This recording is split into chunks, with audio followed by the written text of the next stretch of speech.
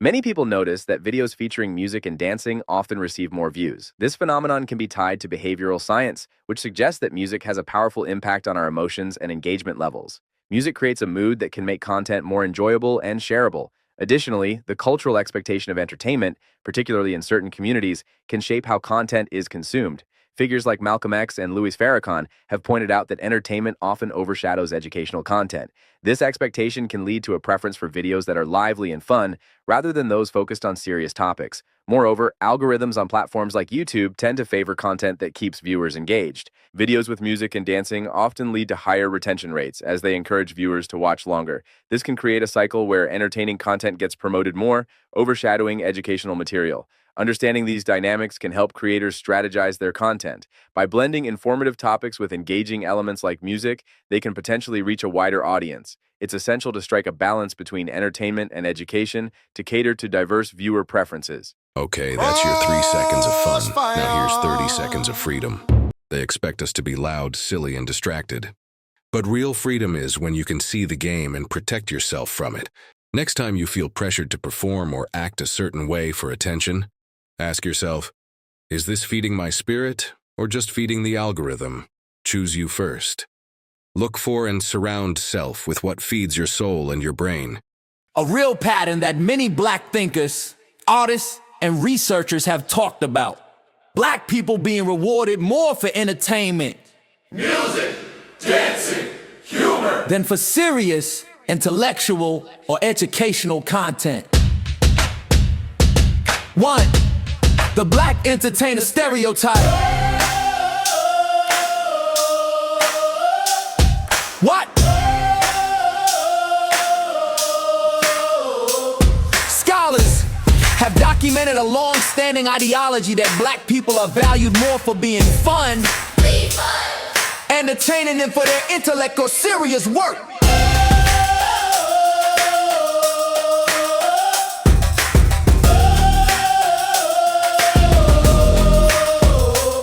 A study of 33 Black education professors found that audiences often treated them like performers, expecting jokes, high energy, and showmanship, and paying less attention to the actual research and ideas.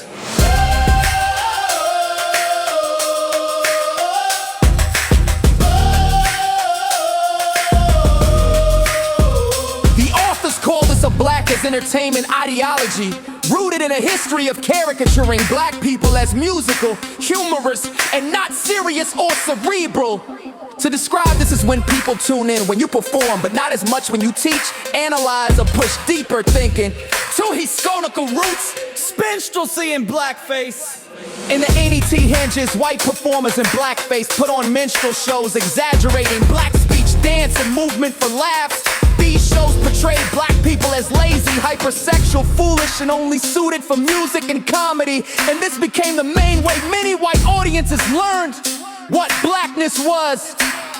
Over time, this created a set of stereotypes. Black people are expected to dance, sing, be loud, be funny, and not be taken seriously as thinkers or leaders. So when you say they expect you to be dancing and shaking your butt, that's literally how the culture was programmed for generations. 3 modern version, presenting while Black. That Vanderbilt study I mentioned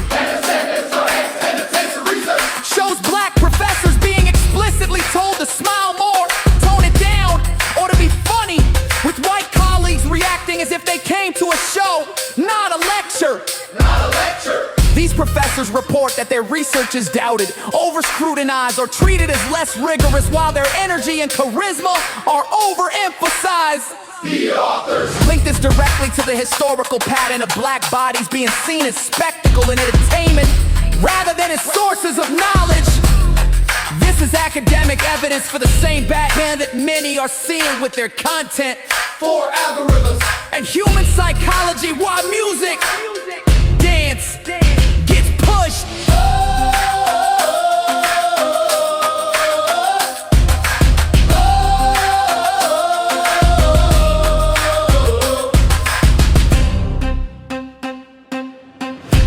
On top of racism and history, that's how platforms work. Platforms like TikTok and YouTube optimize for engagement, watch time, likes, shares, and quick emotional reactions. Music and dance hit the brain fast. Rhythm, movement, facial expression, and familiar songs are instantly digestible and shareable, so they tend to trigger more quick engagement than denser or faked content. Algorithms don't know race in a moral sense, but they learn patterns if audiences historically respond more to certain kinds of black content. Music, dancing, comedy. The system will amplify that, which reinforces stereotypes and user expectations. So it feels like they only want me dancing, but it's actually centuries of stereotyping plus modern engagement algorithms pushing whatever gets fast reaction. In control. They don't want you to learn. Education in control.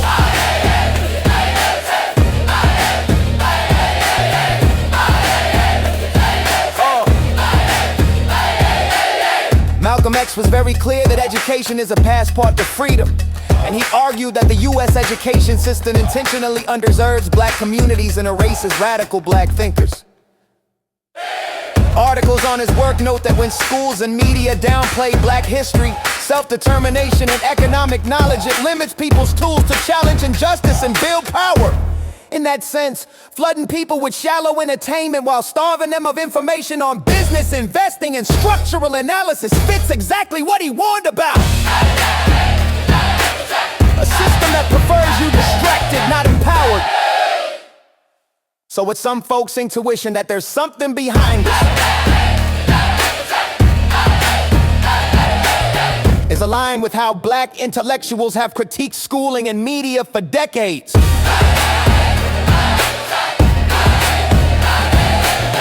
What this means for people's content strategy. Given all that, most analytics are not about your worth, they're about historical conditioning. Audiences are primed to see black creators as entertainers first. Music, dancing, outrage. Possible moves. That keep your integrity.